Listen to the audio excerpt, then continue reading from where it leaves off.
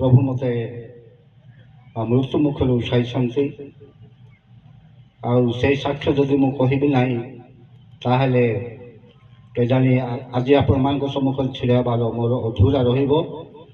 ସେ ସାକ୍ଷ୍ୟ ଦ୍ୱାରା ପ୍ରଭୁଙ୍କର ଗୌରବ ହେଉ, ମହିମା ହେଉ, ପ୍ରଶଂସା ହେଉ।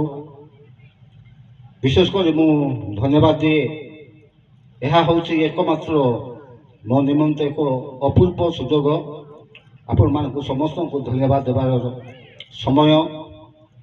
ଆଉ ବିଶେଷ ମୁଁ ଏ ସମୟରେ ମୋ ନିମନ୍ତେ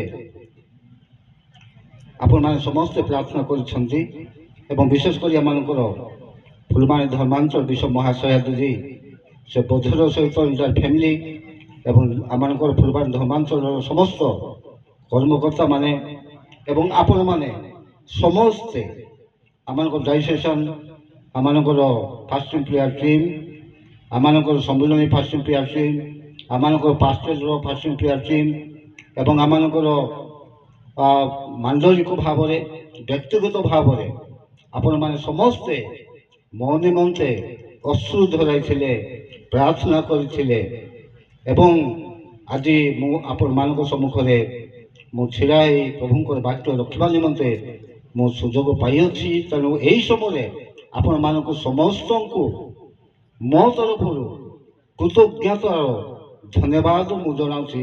ଆପଣମାନଙ୍କୁ ସମସ୍ତଙ୍କୁ ଧନ୍ୟବାଦ।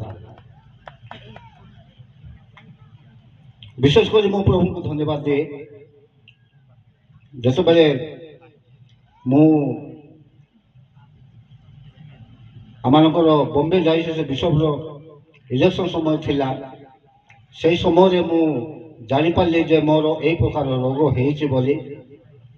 ଆଉ ସେହି ସମୟରେ ମୁଁ ଚିନ୍ତିତ ହେଲି, ବ୍ୟତିବ୍ୟସ୍ତ ହେଲି, ମୁଁ କୁଆଡ଼େ ଯିବି, କ'ଣ କରିବି।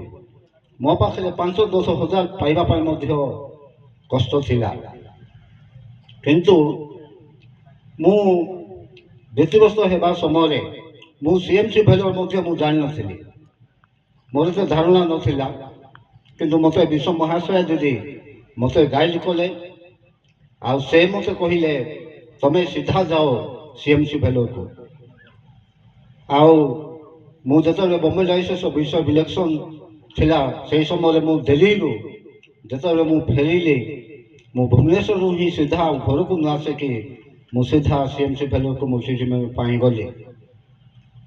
ଆଉ ଯେତେବେଳେ ଆମେ ସେହି ସ୍ଥାନକୁ ଗଲୁ, ଆମେ ସେହି ସ୍ଥାନରେ ମଧ୍ୟ ଆହୁରି ଆମମାନଙ୍କର ଟ୍ରିଟମେଣ୍ଟ ହେଲା ଏବଂ ସେମାନେ ପ୍ରଥମରେ ମୋତେ କହିଲେ ଆପଣଙ୍କର ଅପରେସନ୍ ହେବା ପାଇଁ 1,70,000 ଦରକାର। ଆମ ପାଖରେ ଏତେ ପଇସା ନାହିଁ।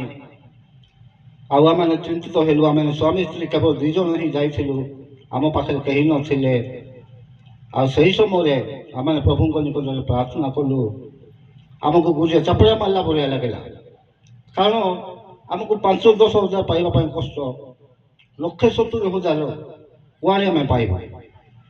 ଆଉ ସେମାନେ କହିଲେ ଅପରେସନ୍ ପରେ ଯଦି ଆବଶ୍ୟକ ପଡ଼ିବ ତାହେଲେ ରେଡ଼ିଏସନ୍ର ମଧ୍ୟ ଆବଶ୍ୟକତା ରହିଅଛି। ଆଉ ସେଥିପାଇଁ ଲାଗିବ 2,50,000। ଆମେ ପ୍ରଭୁଙ୍କ ନିକଟରେ ଆମେ ପ୍ରାର୍ଥନା କଲୁ, ପ୍ରଭୁ 1,70,000 ଯେମିତି ସେମିତି ଆମେ ଯୋଗାଡ଼ କରିପାରିବୁ, କିନ୍ତୁ ଆଉ ଯଦି ମୋତେ ରେଡ଼ିଏସନ୍ର ଆବଶ୍ୟକ ହେବ ତାହେଲେ 2,50,000 କୁଆଡ଼େ ଆମେ ଖୋଜିବୁ। ଏହିପରି ପରିସ୍ଥିତିରେ ମୁଁ ପ୍ରଭୁଙ୍କ ନିକଟରେ ମାନତ କଲି। ମୁଁ ଜଣେ, ମୋ ସ୍ତ୍ରୀଙ୍କୁ ବି ମୁଁ ଜଣେ ନାହିଁ, ମୁଁ ପ୍ରଭୁଙ୍କ ନିକଟରେ ପ୍ରାର୍ଥନା କଲି, ପ୍ରଭୁ ଏତେ ପଇସା ମୁଁ ପାଇପାରିବି ନାହିଁ, ଆଉ ମୋର ରେଡ଼ିଏସନ୍ର ଆବଶ୍ୟକ ନ ହଉ। ମୁଁ ମନେ ମନେ ମୁଁ ପ୍ରାର୍ଥନା କଲି ଆଉ ମାନତ ମଧ୍ୟ ମୁଁ କଲି, ପ୍ରଭୁ ଯଦି ମୋର ରେଡ଼ିଏସନ୍ ଯଦି ଆବଶ୍ୟକ ହେବ ନାହିଁ ତାହେଲେ ଆମମାନଙ୍କର ସ୍ଥାନୀୟ ମଣ୍ଡଳୀ ନିମନ୍ତେ, ମଗଲିଙ୍ଗିଆ ମଣ୍ଡଳୀ ନିମନ୍ତେ ମୁଁ ଏପରି ଟେଣ୍ଟ ଗୋଟେ ଦେବି ପାଲ ପର୍ଯ୍ୟନ୍ତ, ମଣ୍ଡଳୀର ପ୍ରଭୁଙ୍କର ଗୌରବ ନିମନ୍ତେ। ମୁଁ ଏହିପରି ଭାବରେ ପ୍ରଭୁଙ୍କ ନିକଟରେ ପ୍ରାର୍ଥନା କଲି। ଆଉ ଯେତେବେଳେ ମୋର ରେଡ଼ିଏସନ୍ ସରିଲା, ସରୁ ସରୁ ମୋତେ ଆବଶ୍ୟକ ପଡ଼ିଲା, ନାଇଁ ତୁମକୁ ଅପରେସନ୍ ସରିଲା ପରେ ମୋତେ କହିଲେ, ଡକ୍ଟର କହିଲେ ନାଇଁ ତମର ରିଲେସନର ଆବଶ୍ୟକତା ରହିଅଛି। ଆଉ ମୁଁ ସେହି ସମୟରେ ଭାବିଲି ପ୍ରଭୁଙ୍କ ନିକଟରେ ମୁଁ ପ୍ରାର୍ଥନା କରିଥିଲି। ମୋର ଗୁପ୍ତ ପ୍ରଭୁଙ୍କ ନିକଟରେ ପ୍ରାର୍ଥନା କରିବାର ଉଦ୍ଦେଶ୍ୟ ହେଉଛି ଯେହେତୁ ମୁଁ 2,50,000 ପାଇପାରିବି ନାହିଁ, ତେଣୁକରି ପ୍ରଭୁଙ୍କ ନିକଟରେ ମୁଁ ପ୍ରାର୍ଥନା କରିଥିଲି। କିନ୍ତୁ ପ୍ରଭୁ ଗୁପ୍ତ ବିଷୟ ଜାଣନ୍ତି, ମୋର ହୃଦୟ କଥା ଜାଣନ୍ତି। ଆଉ ମୋର ରିଲେସନ ଯେତେବେଳେ ଆବଶ୍ୟକ ହେଲା, ଆଉ ସେଇ ସମୟରେ ମୁଁ ବୁଝିବାକୁ ପାଇଲି, ସେଇ ସମୟରେ ପ୍ରଭୁ ସବୁ କିଛି ପଇସାର ଯୋଗାଡ଼ ହେଇପାରିଲା। ଯାହା ମୋ ପାଇଁ ଅସମ୍ଭବ ଥିଲା, ମୁଁ କୁଆଡ଼େ ଏଇ ପଇସା ଖର୍ଚ୍ଚ ସଂଗ୍ରହ କରିବି ମୁଁ ଚିନ୍ତା କରିଥିଲି। କିନ୍ତୁ ଆଶ୍ଚର୍ଯ୍ୟ ଭାବରେ ପ୍ରଭୁ ମୋତେ ସେଇ ପଇସା ଯୋଗାଇଲେ। ଆଉ ମୁଁ ପ୍ରଭୁଙ୍କୁ ଧନ୍ୟବାଦ ଦେଲି। ଆଉ ପ୍ରଭୁଙ୍କ ନିକଟରେ ମୁଁ ପ୍ରାର୍ଥନା କଲି। ପ୍ରଭୁ ଯେଉଁ ବିଷୟ ନିମନ୍ତେ ମୁଁ ପ୍ରାର୍ଥନା କରିଥିଲି ତାହା ଭୁଲ ଥିଲା। କାରଣ ମୁଁ ପରେ ଜାଣିବାକୁ ପାଇଲି ଯେ ରିଲେସନର ବହୁତ ଉପକାରିତା ରହିଅଛି। ରିଲେସନ ହେଲା ପରେ ଆଉ ପୁନର୍ବାର ସେ ରୋଗ ଫେରି ଆସିପାରିବ ନାହିଁ। ଯଦି ଅପରେସନ ହେଲା ପରେ ହେଇପାରେ, ରିଲେସନ ନ ନେଲେ ଆଉ ଥରେ ତାହା ଫେରି ଆସିପାରିବ, କିନ୍ତୁ ରିଲେସନ ନେଲେ ତାହା ଭଲ। ହେଲେ ମୁଁ ପ୍ରଭୁଙ୍କୁ ଧନ୍ୟବାଦ ଦେଲି। ପ୍ରଭୁ ତୁମ ନିକଟରେ ମୁଁ ଭୁଲ ପ୍ରାର୍ଥନା କରୁଥିଲି। ମୋ ପାଇଁ ରିଲେସନ ଆବଶ୍ୟକତା ରହିଅଛି। ମୋ ପାଇଁ ପ୍ରଭୁ ଭଲ ଚିନ୍ତା କରୁଛନ୍ତି ଏବଂ ହୃଦୟରେ ଯାହା ମୋର ଥିଲା ପ୍ରଭୁଙ୍କ ନିକଟରେ ପଇସା ପତ୍ର ନ ପାଇବା ହେତୁ ମୁଁ ସେ ପ୍ରକାର ମାନତ କରିଥିଲି। ଆଉ ସେଇ ସମୟରେ ମୁଁ ନିଷ୍ପତ୍ତି କଲି, ଆଉ ଯେଉଁ ମାନତ ମୁଁ କରିଅଛି ତାହା ମୁଁ ବାଧ୍ୟ ହେଇକି ଦେବି ପ୍ରଭୁ ବୋଲି ମୁଁ ପ୍ରଭୁଙ୍କ ନିକଟରେ ସ୍ୱୀକାର କଲି। Hallelujah, hallelujah. ପ୍ରଭୁଙ୍କର ମହାନାମର ଗୌରବ ହଉ, ମହିମା ହଉ, ପ୍ରଶଂସା ହଉ। ପ୍ରଭୁଙ୍କୁ ମୁଁ ଧନ୍ୟବାଦ ଦିଏ। ଆଜି ମୋର ଏହି ସମସ୍ତ ଟ୍ରିଟମେଣ୍ଟ ନିମନ୍ତେ 5-6 ଲକ୍ଷ ଟଙ୍କା ଖର୍ଚ୍ଚ ହେଲା, ତଥାପି ପ୍ରଭୁ ମୋତେ ଅଭାବ କରିନାହାନ୍ତି। Hallelujah, hallelujah. ଯାହାଙ୍କ ପାଇଁ 5-10 ହଜାର ଟଙ୍କା ପାଇବା ପାଇଁ ଏତେ କଷ୍ଟ ଥିଲା, ମୁଁ ମୋ ଜୀବନରେ ଏତେ ପଇସା ମୁଁ କେବେ ଦେଖି ନାହିଁ। କିନ୍ତୁ ପ୍ରଭୁ ମୋତେ ଏ ପ୍ରକାର ପରିସ୍ଥିତି ଦେଇ ଯିବା ସମୟରେ ପ୍ରଭୁ ମୋତେ ସାହାଯ୍ୟ କଲେ। ଆଜି ସେତିକି ପଇସା ପ୍ରଭୁ ମୋତେ ଯୋଗାଡ଼ କରିଦେଲେ। ଆଉ ପ୍ରଭୁଙ୍କୁ ମୁଁ ଧନ୍ୟବାଦ ଦିଏ।